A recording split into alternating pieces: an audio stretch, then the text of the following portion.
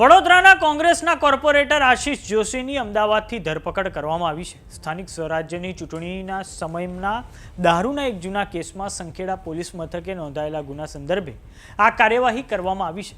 આ ધરપકડના પગલે અમદાવાદ અને વડોદરાના રાજકીય વર્તુળોમાં ભારે ગરમાવો જોવા મળી રહ્યો છે. થોડાક સમય પહેલાં સ્થાનિક સ્વરાજ્યની ચૂંટણીઓ યોજાઈ હતી, જેમાં વડોદરાના વોર્ડ નંબર 15માં કોંગ્રેસ પક્ષમાંથી આશિષ જોશીનો વિજય થયો હતો. તો આવો જાણીએ સમાચાર વિસ્તારથી. નમસ્કાર, જમાવટ સાથે હું છું પાર્થ.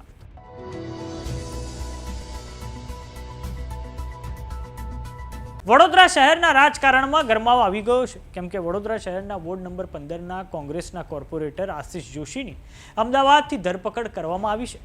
સંખેડા પોલીસ મથકે નોંધાયેલા દારૂના એક કેસમાં તપાસ દરમિયાન આશિષ જોશીનું નામ સામે આવ્યું હતું. આ કારણે 11મી તારીખે પાણીગેટ પોલીસ મથકે સંખેડા પોલીસ દ્વારા આશિષ જોશીનું નિવેદન લેવામાં આવ્યું હતું, પરંતુ તે દિવસે પુરાવાના અભાવે આશિષ જોશીની ધરપકડ નહોતી થઈ શકી.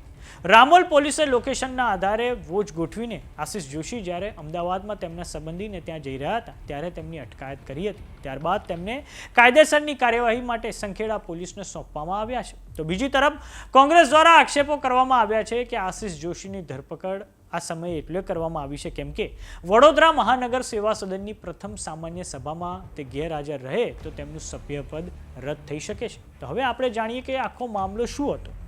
તો વડોદરા મહાનગરપાલિકાની ચૂંટણીઓ દરમિયાન ward number 15માં Bharatiya Janata party સાથે છેડો ફાડીને કોંગ્રેસમાંથી ઉમેદવારી કરનાર આશિષ જોશી વિરુદ્ધ દારૂ મંગાવ્યો હોવાની છોટાઉદેપુર જિલ્લાના સંખેડા ખાતે પોલીસ ફરિયાદ નોંધાતા રાજકીય ગરમાવો આવી ગયો હતો. કવાંટ બાજુથી નંબર પ્લેટ વગરની આવતી કારમાં દારૂ ભરીને આવી રહેલા ડભોઈના કાર ચાલકને પોલીસે ઝડપી પાડીને તેની પાસેથી 3.96 લાખની દારૂની 299 બોટલો કબજે કરી હતી.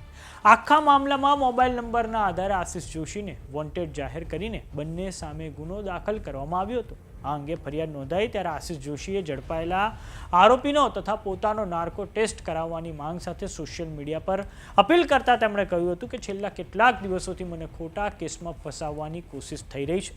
કોઈ નેતાના ઇશારે અમે દારૂ મંગાવ્યો હોવાની વાત પણ એફઆઈઆરમાં ખોટી રીતે રજૂ કરવામાં આવી છે. મારી લોકપ્રિયતા વધી છે અને ખોટું ષડયંત્ર ઊભું કરીને મને ફસાવવાનું જે કૃત્ય કરવામાં આવ્યું છે, જેના માટે અમારો તથા ઝડપાયેલા ડભોઈની વ્યક્તિનો નાર્કો ટેસ્ટ કરાવવો જોઈએ. તો સમાચારોમાં અત્યારે બસ આટલું. જોતા રહો જમાવટ. જો તમે અમને યુટ્યુબ પર જોઈ રહ્યા તો સબસ્ક્રાઇબ કરો, જો તમે અમને ફેસબુક પર જોઈ રહ્યા તો ફોલો કરો. સાથે જ અમારી વોટ્સએપ ચેનલ આવી ગઈ છે, જોઈન કરવાનું ના ભૂલતા. નમસ્કાર.